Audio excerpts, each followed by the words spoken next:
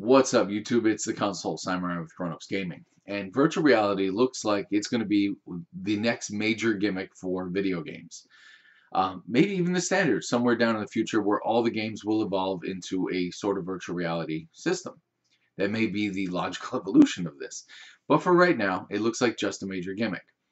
Oculus Rift pre-orders have begun. Oculus opened up the Rift pre-orders yesterday, actually. And the price tag of the Rift has gotten a lot of people talking. Where one side of the internet is arguing that, well, look at everything you're getting for the price tag. Look at everything you're getting for what you're paying. It's amazing. This price tag is very little compared to what it could be. And then you have the people on the other side saying, $600 is a lot of money. Regardless of what you're getting, it's a lot of money. It's more than it's more than it's more than any console, really, except for the PlayStation 3, but I'll come back to that in a minute. Now, a lot of people who are supporting this and saying that the Oculus Rift is really not that bad for what you're getting.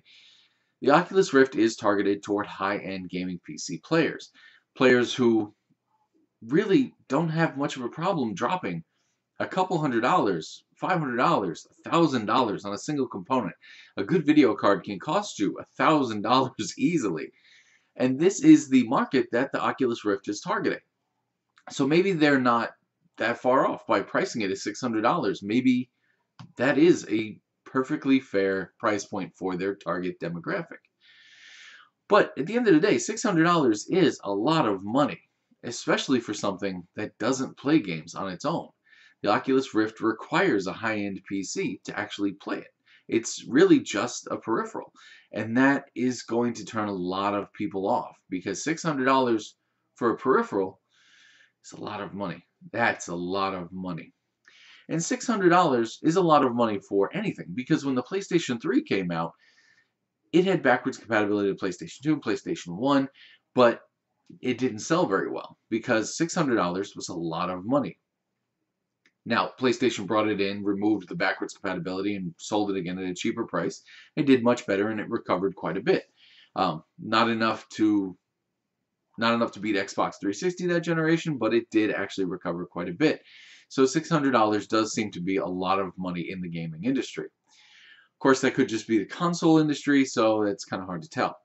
But the interesting part about Oculus Rift coming out at a $600 price tag is that it might actually mean really good news for its competitors.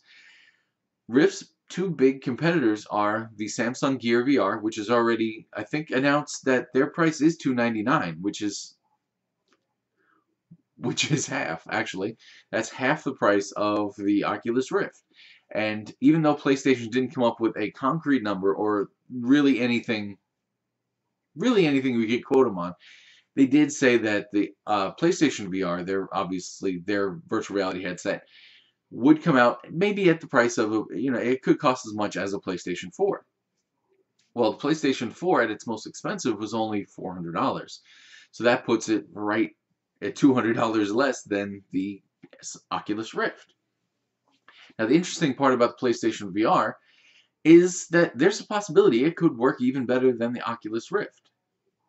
The Oculus Rift works on high-end gaming PCs. Now that means a wide variety of video cards, motherboards, all different kinds of components that go into a high-end gaming PC can go in any real configuration, a wide variety of different options of components. Whereas the PlayStation VR is only going to work on PlayStation 4. Well, every PlayStation 4 is always the same. So it's always going to be the same components inside. It's always going to be the same motherboard. It's always going to be the same video card or video chips on the motherboard. It's always going to be the same components every single time. So it might be even easier for PlayStation VR to optimize every single game for the PlayStation VR than it is for Oculus Rift.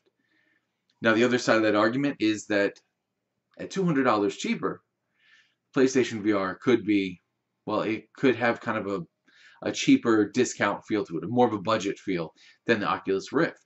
But at this point, it's all really too difficult to tell.